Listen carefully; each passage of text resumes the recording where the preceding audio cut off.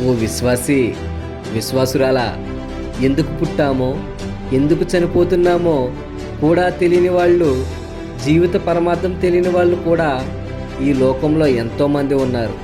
కానీ నీకు జీవించడానికి యేసయ్య ఒక గురినిచ్చాడు.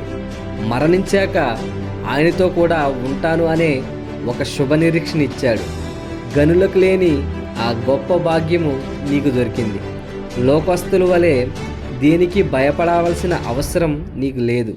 కృతజ్ఞతతో ఆయన శిలువ త్యాగాన్ని జ్ఞాపకం చేసుకొని ఈ దినం ఆరాధించు.